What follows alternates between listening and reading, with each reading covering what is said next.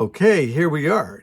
We are going through Holy Week, the last week of the life and ministry of Jesus on planet Earth. And today's Friday, so it's Good Friday. And Good Friday, I do a service, Good Friday evening, and we talk about the death of Jesus, and we talk about all of the verses about the death of Jesus. Many times, Good Friday services are celebrated from noon until 3, because they say, that would be the hour, that Jesus died, and 12 o'clock to 3, he's on the cross, he dies at 3 o'clock, and by 6 o'clock, he's in the tomb. So, good enough, but if Jesus is dead for 3 days and 3 nights, if he dies on Friday, it's Friday night, Saturday night, and then Sunday morning. Like, that's only 2.5 days. But people say, oh, yes, but you don't take into consideration that the Jewish people, their day starts at least the biblical Jewish people in the day, that their day starts at 6 o'clock in the morning, which makes absolute sense to me, that your day starts when the sun comes up, not the way that we do it. We have our day start at midnight, in the middle of the night, our day starts. So go to bed at 9, set your alarm at 12, the day is starting. It's kind of crazy how that works.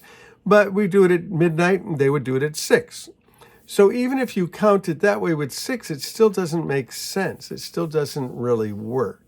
You can't really make the 3 days and 3 nights work. And Jesus said in Matthew 12 that it would be 3 days and 3 nights. He's very specific that it's 3 days and 3 nights. It's hard to make that work.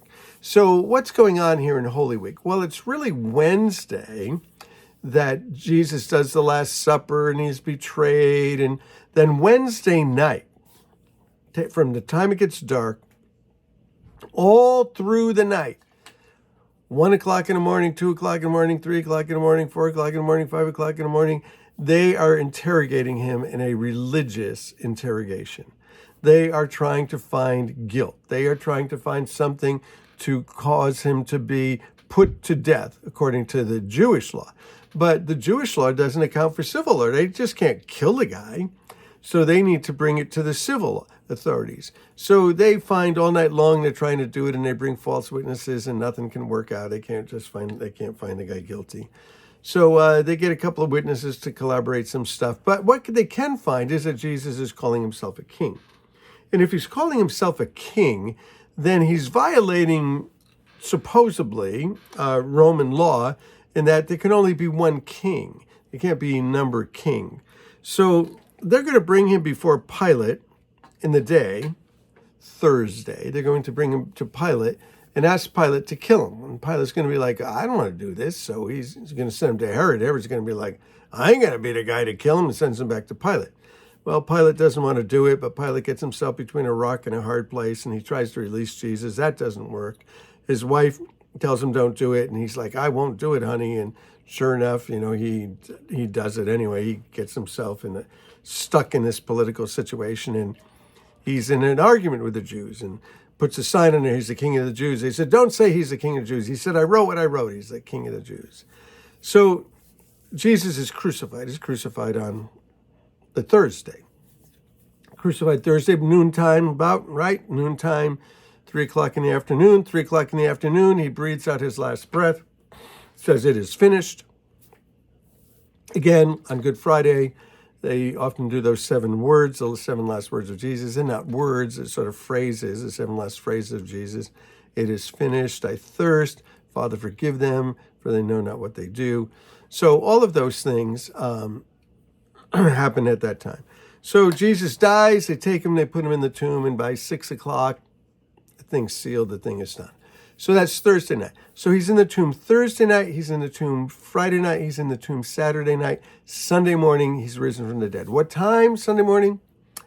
I don't know exactly, but Sunday morning, he comes back to life.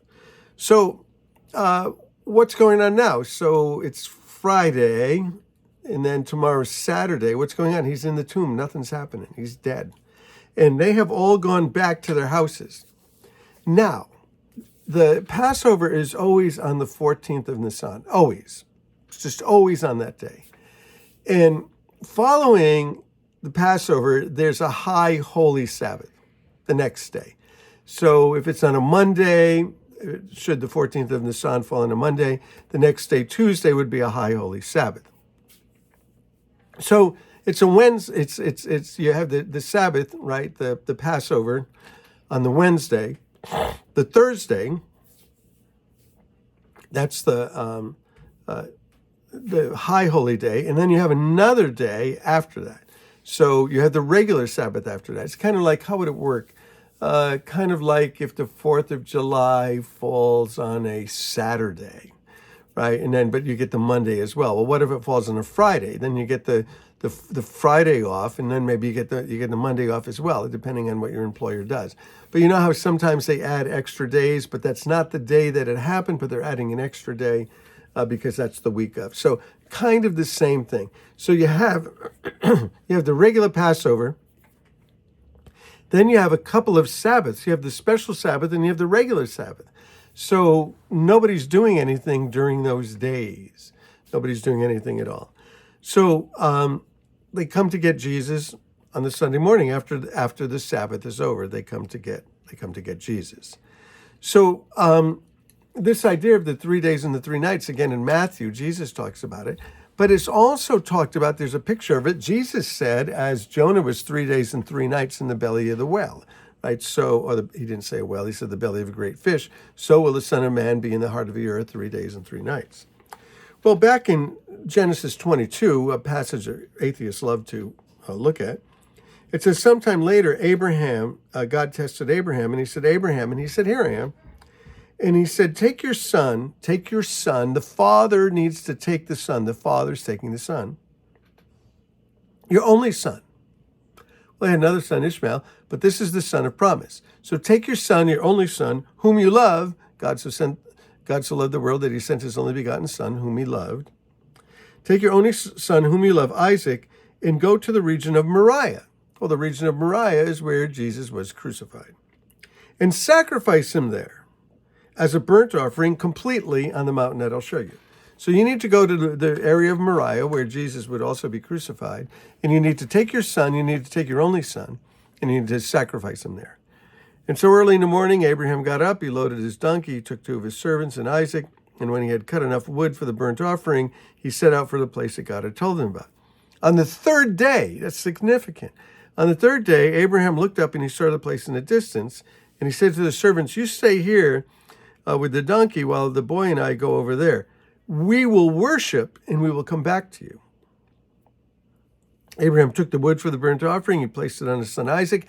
Isaac is carrying his sentence of death on his own back. He's carrying the wood of his sacrifice. He's carrying the wood of his death on his back. And he carried the fire and the knife, the implements of his death. And as the 2 of them went together, Isaac said, Father, and he said, yes. He said, the fire and the wood are here, but where's the lamb? And Abraham said, God will provide himself the lamb for the burnt offering. And they went there. Well, anyway, Abraham doesn't do it. Angel intervenes. And then there's a substitutionary death. There's a substitutionary death of a lamb. The lamb takes his place. So Jesus is also the substitutionary lamb. So this is a picture of Jesus. But it tells us in the book of Hebrews that this is a picture of Jesus and that Abraham is a picture of the Father. So think about it. God the Father, Abraham, takes the Son, his only son, and he goes to the region of Moriah, where Jesus was crucified, to sacrifice him completely. Now, it's 3 days.